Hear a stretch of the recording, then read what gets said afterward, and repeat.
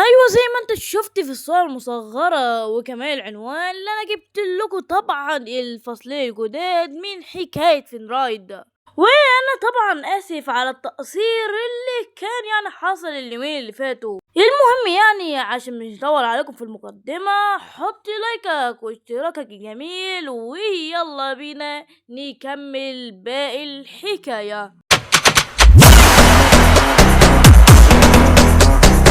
وقتها فنرايد بيقول ان السلاح هي حاجة بس بتعزز الجسم او بتقويه، بس اثناء الهجوم، وبعد كده بيرهق المستعمل. بس في اسلحة تانية بتعزز القوة بشكل كبير جدا. وفي بلدة اسمها بلدة المغامرين الجدد، وقتها كل المغامرين والعاديين بيكونوا قاعدين ماشيين ولا في بالهم اي حاجة ومستمتعين. وقتها فنرايد بيقول برضو المكان زي ما هو برضو في اللعبة بالظبط، وواحد من التجار بيشوفه وبيديله تفاحة هدية. وقتها فنرايد بيقول اللعبة هدفها سهل وهم 7 قارات، كل واحدة بيبقى فيها زنزانة من الرتبات واحنا لازم نخلص عليهم كلهم. وقتها فنرايد بيقول هو لازم يعلي نقاطه ويبقى أقوى. وقتها فنرايد بيقول عليه دلوقتي اللي هو يصفي الأبراج المحصنة، والمفروض كده اللي هو هيبدأ من الزنزانة اف لحد الزنزانة اس، بس هو دلوقتي مش هيقدر يخش غير من عند الزنزانة سي. وقتها فنرايد بيقول هو لازم يحارب لحد ما يقدر اللي هو يقتل زعيم المغارة او زعيم الزنزانة على حسب. هو بيقول وقتها اللي هو ما ينفعش يطلع من الزنزانة غير لما يخلص.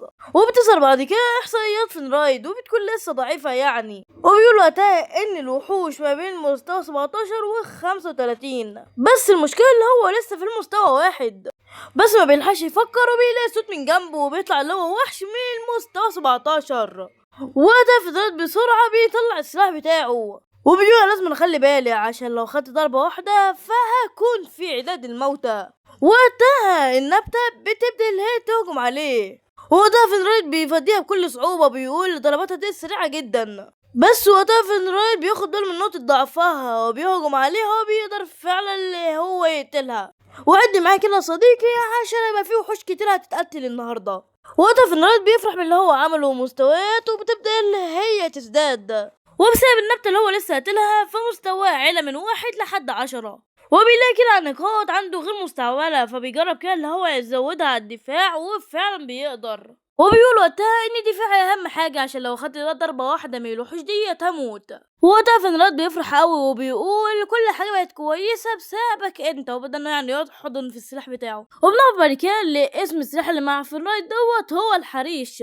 وعلى فكرة بالسلاح انت ممكن تعدي مرحلة من الرتبة بيه بكل سهولة. وبيقولوا وقتها ان السلاح لسه مش ظاهر قيمته والموضوع بدأ يبقى اكشن اكتر. هو بيقول وقتها فنرايد ان زعيم الوحوش هو هدفي لحد مرفع مستوايا، بس هو ماشي بيلاقي 3 تعابين جنبه والواحد مستواه منهم 23. الله اكبر، انت شكلك كده هتتفلق يا عمي فنرايد انت. والمهم بيدن يفكر هو يعمل ايه، بس بيلاقي الوحش هجم عليه. وقتها فنرايد بيفاديه بكل صعوبة، ولسه يا دوبك بيتنفس من هنا بيلاقي وحش تاني جاي من هنا وبرضه بيفاديه بنفس الطريقة وبيكون يا عيني ميت من الخوف. وقتها فنرايد بيقول انا لازم اهدى شوية واشوف نمط هجومهم. وقتها فنرايد بيقدر اللي هو يحدد مكان نقط ضعفهم. وقتها فنرايد بيهجم عليهم وبيقول الموضوع سهل، لازم بس اقتل كل واحد من عند عنقه. وفعلا بيكون خلاص هيقتل الثعبان بس المفاجأة ان اخوه بيجي ياخد هو الضربة مكانه، وطبعا مش بتصيبه عشان هي ما جاتش في زوره. وقتها فنرايد بيقولوا هما بيحموا بعضهم، ده انا هتفلق النهارده. وقتها التعبان بيهجم عليه وبيعضه في كتفه. وقتها فنرايد بيتعصب وبيمسك السلاح بتاعه وبيقطع رقبته على طول. ايوه حبيبي اللي بيخضر خلاص اخرته على ايد فنرايد. وقتها كده فنرايد بينتهي المستوى من 10 ل 13. وقتها فنرايد بيكون مصاب في جسمه ولازم كده اللي هو يهرب او يتعافى، بس وقتها بيجيب النقط بتاعته وبيزود الدفاع اكتر. والسيف وقتها بينتقل للمرحلة اللي بعديها، وبيكون وقتها تم تفعيل المهارة الجديدة معدات الخفية، والسرعة بتاعته بتزداد بشكل ملحوظ وبيقدر في ثانية اللي هو يقتل التعبانين. وده فنرايد بينتهي من مستوى 13 لمستوى 17. وقتها الوحوش اللي قتلها بتبدأ بعد كده اللي هي تختفي، وبيقعد كده على شجرة وبيقول على الأقل مستوايا بقى كويس في الوقت الحالي. وبيقول مش هيبقى فيها قلق لو انا يعني مش عملت اصاباتي دلوقتي. وقتها فين رايد بيبتسم، ولما بيجي يقوم بياخد باله من حاجة او ان الشجر عمال يتكسر من حواليه. وقتها بيظهر وحش، واول ما بيهجم بيموت على طول. ايوه اركن كده، احنا مش ناقصينك. هي دي الفخامة ولا بلاش يا فين رايد؟ هو بيقول كويس هو الموضوع دوت، انا كل ما بقتل الوحوش اكتر كل يعني ما بيرجع لي صحتي اكتر. وبيقول وقتها لا لازم أنا ارقي قدراتي اكتر، ومن المؤكد كده اللي هي هتزيد من كفاءتي. وبيقول وقتها لا لازم أنا اجمع العناصر قبل ما انا اقتل الزعيم. وبيكون المواد اللي هي عاوزها هي مياه وعشب شائك وتوت الحمضي ويرقة وأوراق الجمجمة، وأخيرا زهرة الدم المتفتحة وبذور الهيري. وثانية واحدة، مش ديت برضه زهرة العنكبوت ولا ديت المفروض اللي هي التانية لونها أزرق؟ وقتها في وحش بيهجم على فينرايد ده، بس فينرايد بيجيبه تحت رجله. وقتها بيقول زي ما يكون منافستي هنا هتعود عليا بأي فائدة. المهم يعني خلينا نجمع الحاجة عشان نهزم الزعيم. وعندي كده شلال بيكون فينرايد إلى حاجات من اللي هو عاوزها، وبيدور كده عند المكان دوت وبيلاقي توت الحمدي، وبيقول ليه كل حاجة دلوقتي بتمشي بسلاسة. هو بيسمع حد بيقول له فعلا كل حاجة ماشية بسلاسة يا فينرايد. فينرايد بعد كده بيجي يبص وبيلاقي اللي هو من نفس قريته. والواد بيقول له انت بتعمل ايه بحق الجحيم؟ انت مفكر نفسك يعني مغامر ايها الخاسر؟ وبنعرف الواد دوت اسمه جوليوس، وجوليوس بيقول انت ايه المعدات اللي معاك ديت وانت مركب؟ ده انت يا راجل مثير للشغب. وبيقول كمان باين عليك انك اصلا مش معاك فلوس عشان تشتري معدات. ايوه يا عم جوليوس، وانت مش هتقدر تستعمل المعدات. وقتها الواد اللي مع جوليوس بيقول له هو ده صديقك؟ الواد بيقول له لا ده احنا بس كنا في نفس القريه، انا عمري ما بصاحب حد كده. وبيقول له ان ابوه ميت وكمان امه طريحه الفراش، وبيقول ان من العار حد يقابله هنا. وقتها فينرايد بيقول فعلا انا ابويا مات واختي بتعتني بامي وانا اصبحت مغامر عشان اكسب المال. وبيبص لجوليوس بصت غضب كده. وقتها جوليوس بيقول له انت بتبصلي كده ليه؟ هو انت عاوز تتضرب زي الايام الخوالي؟ وبيمسكوا من عند اللبس، وفينرايد بيقول في سر المفروض اعمل ايه دلوقتي. وقتها بيسمعوا صوت زئير كبير، والواد بيقول ده صوت الزئير. والواد وقتها صاحب جوليوس بينصدم.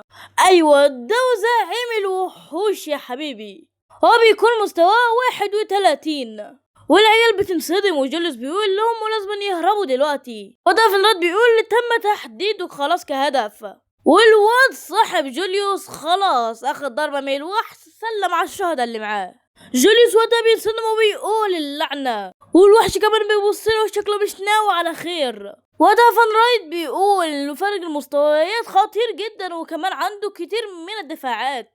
وقتها على طول الوحش بيشوفه وبيهجم عليه، بس الحمد لله فينرايد بيقدر وقتها اللي هو يتفادى الضربة، وبيقول هو انا بقيت هدف ليه.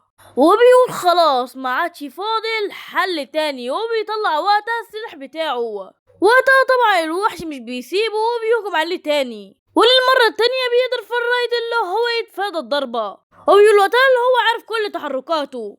وقتها جوليوس بيكون قاعد بيتفرج وبيقول فينرايد اللي انا اعرفه مش كده ابدا، بس ايه اللي بيحصل دلوقتي؟ فينرايد وقتها بيقول لا ده اني اجري كده دوت مش هيساعدني في حاجة ابدا. والوحش وقتها بيهجم على فينرايد تاني، بس فينرايد بيطلع على الخشبة بتاعته وبيدانه بعد كده يجري عليه. وقتها الوحش بيتعصب وبيجي يمسكه كده هوت، وبيكون مفكر وقتها اللي هو مسكه، بس فينرايد يا معلم بيكون طار وبقى فوق قفاه. وقتها بيقول ده انت رقبتك مكشوفة على الاخر. خلاص كده يا معلم المعركة انتهت بين فينرايد وزعيم الوحوش. وكده بينتهي فيديوهنا. اتمنى طبعا يكون الفيديو دوت عجبكم، ولو عجبكم هيعجبكم. هو انا مش عارف يعني هو لو عجبكم انا هعمل ايه، بس هو عموما يعني هيعجبكم. المهم يعني لو انت وصلت للحته ديت فحط لايكك الجامد واشتراكك الاجمد، ويلا عشان طبعا خلاص هنخلص الفيديو. فيلا سلام سلام سلام.